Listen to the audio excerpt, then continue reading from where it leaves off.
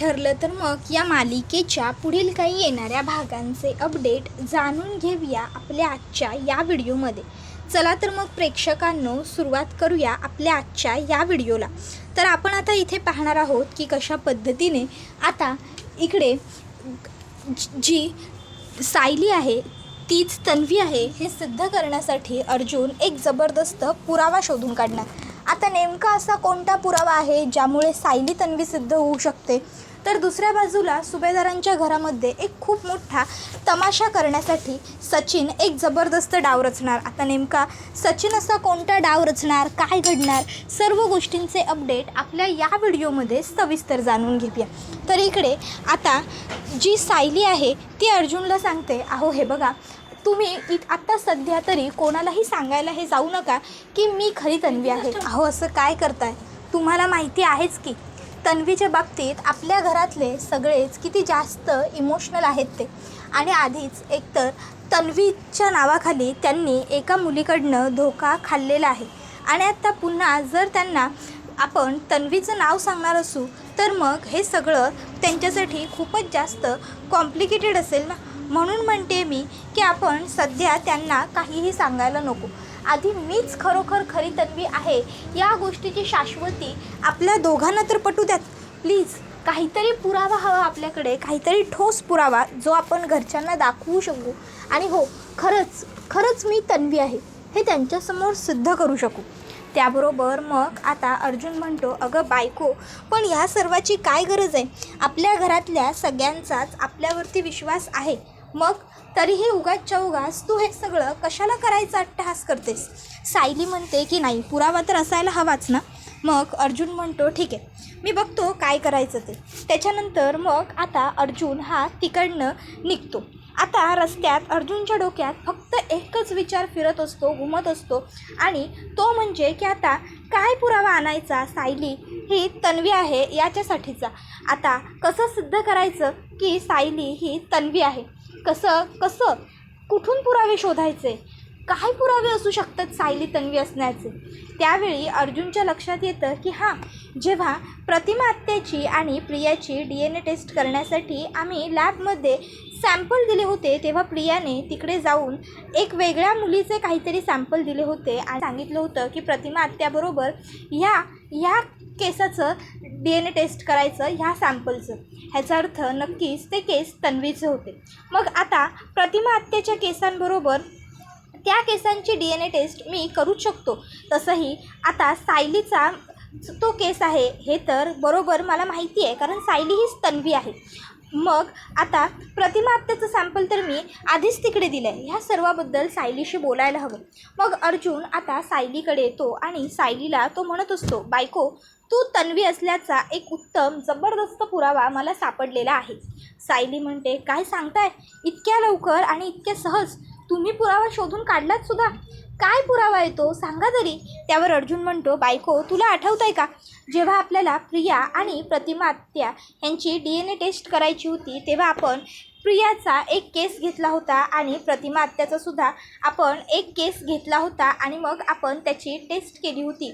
म्हणजे तसं आपण त्या लॅबमध्ये सांगितलं होतं टेस्ट करण्यासाठी, पण तेव्हा काय झालं होतं, तेव्हा तिकडे प्रियाने एक वेगळा केस दिला होता आणि नंतरनं मग आपल्याला कळलं की तो केस प्रियाचा नसून खऱ्या तन्वीचा आहे. जर तू खरी तन्वी आहेस तर त्या केसाचं जे सॅम्पल आहे ते तुझं आहे, म्हणजे त्या केसाची आपण आता प्रतिमा आत्याच्या केसाबरोबर टेस्ट करू शकतो. त्यावर सायली म्हणते, अहो पण मग त्यासाठी आपल्याला जरी तो माझा केस असला तरी सध्या प्रतिमा आत्याचा केस मिळवावाच लागेल की. अर्जुन म्हणतो, नाही आहे गरज प्रतिमा आत्याच्या केसाची. सायली म्हणते, अहो असं कसं म्हणताय.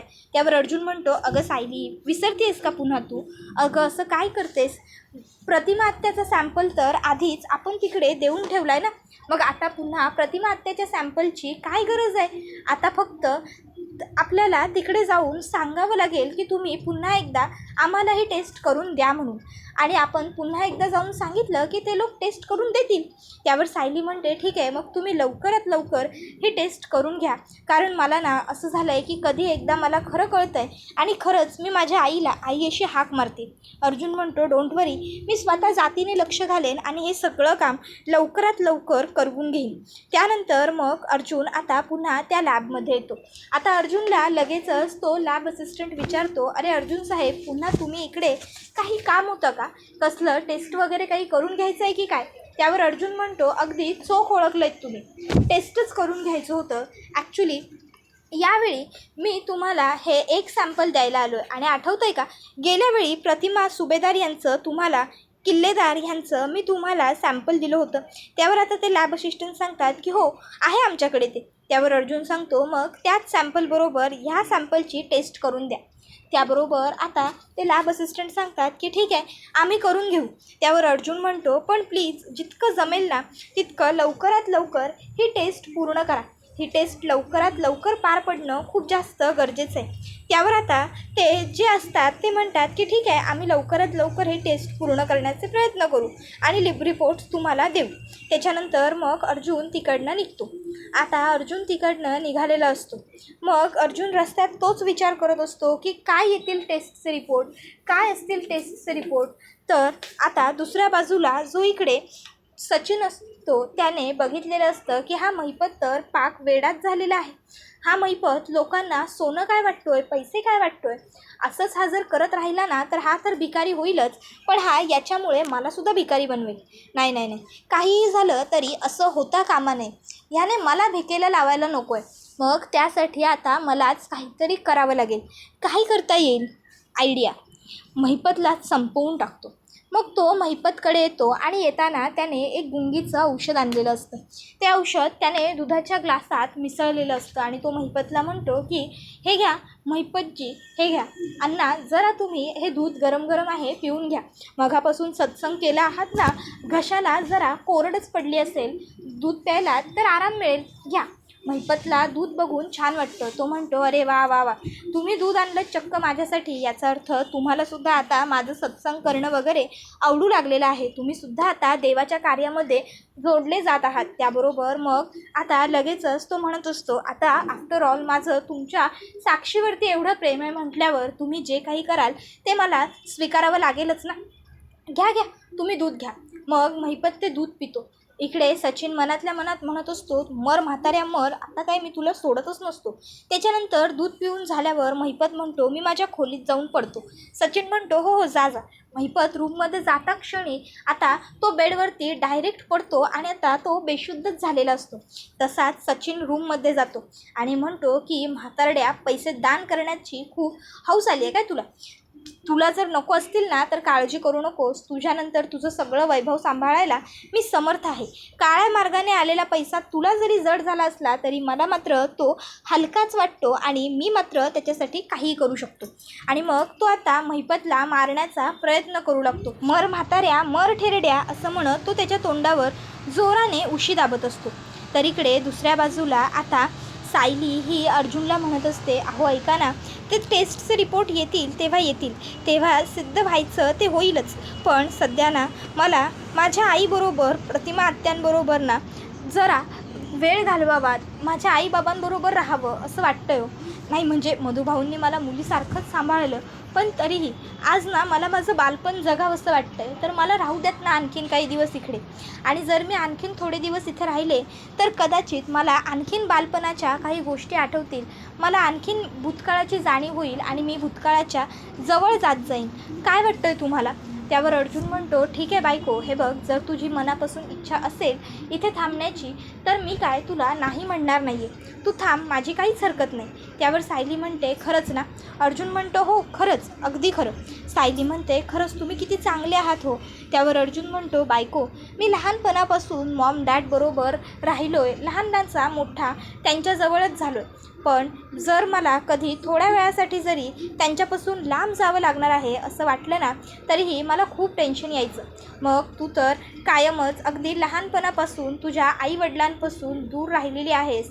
ऑफकोर्स तुला किती त्रास झाला असेल असेल या सर्व गोष्टींचा ते मला माहिती आहेच. त्यामुळे आता तू बिलकुलच काळजी करू नकोस. तुला राहावंच वाटतंय तर तू राहा. तर दुसऱ्या बाजूला इकडे जो सचिन असतो तो आता इकडे ताबडतोब आता अण्णांचा जीव घेण्याचा प्रयत्न करत असतो. पण तो करत असतानाच तिकडे साक्षी पोहोचते आणि साक्षी सचिनला ते सगळं करताना पाहते आणि साक्षी तिकडे येते आणि सचिनला थोबाडते आणि म्हणते, तुझी हिंमत कशी झाली माझ्या अण्णांच्या जीवावर उठण्याची? तुला काहीच वाटत नाही का माझ्या अण्णांबद्दल? आणि मग आता इकडे सचिन पूर्णपणे घाबरलेला असतो, भेदरलेला असतो. सचिन हा आता तिला म्हणत असतो की नाही साक्षी, नाही, हे बघ मी काहीही केलेलं नाही आहे. अगं मी तर अण्णांना वरती बेडवरती झोपवत होतो. ती म्हणते, गप्प बस खोटारड्या, नीच नालायका, आणखीन खोटं बोलू नकोस. तुला काय वाटतं मला काही कळलेलं नाही आहे का? मी बघितलेलं नाही आहे का सगळं? मला ना सगळं माहिती आहे. मी सगळं माझ्या स्वतःच्या डोळ्यांनी पाहिलेलं आहे. तू माझ्या अण्णांचा गळा दाबून त्यांना मारण्याचा प्रयत्न केला आहेस. कळतंय ना मला, कळतंय तुझं काय चाललं आहे ते सगळं बरोबर कळतंय मला. कळलं ना? त्यानंतर मग आता त्याच्या आधी काही वेळापूर्वीच सचिनने काय केलेलं असतं, त्याने अस्मिताला कॉल करून ही गोष्ट सांगितलेली असते की अस्मिता, तुझी ती खोटारडी जरी असली तरी सख्खी वहिनी प्रेग्नंट आहे. अश्विनचं बाळ तिच्या पोटात वाढतंय आणि अश्विन ही गोष्ट नाकारतोय. आता सुभेदार कधीपासून स्वतःच्या जबाबदारीपासून पळू लागले ग? त्यावेळी मग मात्र अस्मिताला हे ऐकून खूप मोठा धक्का बसलेला असतो. आता अस्मिताला कल्पना विचारते, अस्मिता काय ग, काय झालं? तू अशी एकाएकी गप्प का बसली आहेस? पण अस्मिता आता कल्पनाला काहीही सांगणं प्रेफर करत नाही. ती म्हणते की काही नाही, मी ते आपलं सहजच ते आई काही नाही ग मॉम. त्याबरोबर ती म्हणते, आई आई काय बोलतेस तू? त्यावर मग अस्मिता गोंधळून म्हणते, अगं प्रेमाने म्हटलं मी आलेच हां. आणि ती आता तिकडनं मग अश्विनच्या खोलीकडे निघते. त्याबरोबर इकडे आता सचिन हा साक्षीला म्हणत असतो, साक्षी हे बघ खरंच सांगतोय मी, ऐक माझं, तुझा गैरसमज होतोय. अगं मी आणि अण्णांचा जीव घेण्याचा प्रयत्न? अगं काय काहीही बोलतेस का? वाटेल तसं बोलू नकोस गं. मी अण्णांच्या जीवावर उठण्याचा प्रयत्न करतोय असं खरोखर तुला वाटू तरी कसं शकतं? अगं अण्णा माझ्यासाठी स्वतःच्या वडिलांसारखे आहेत. मी त्यांच्यावर एवढं प्रेम करतो आणि तू माझ्यावरती हा असा आरोप करतेस? साक्षी प्लीजच, हे असं काहीतरी वेड्यासारखं बडबडू नकोस भास्कर. तर दुसऱ्या बाजूला इकडे आता जी अस्मिता असते ती आता आलेली असते इथे अश्विनकडे आणि आता ती अश्विनला विचारते, अश्विन काही कामात होतास का? त्यावर अश्विन म्हणतो, नाही ताई, ये ना ये, तू इकडे कशी? काही बोलायचं होतं का? त्यावर अस्मिता म्हणते, हो बोलायचंही होतं आणि विचारायचंही होतं. त्यावर मग आता अश्विन म्हणतो, असं का बोलतेस? काय विचारायचं आहे बोल ना.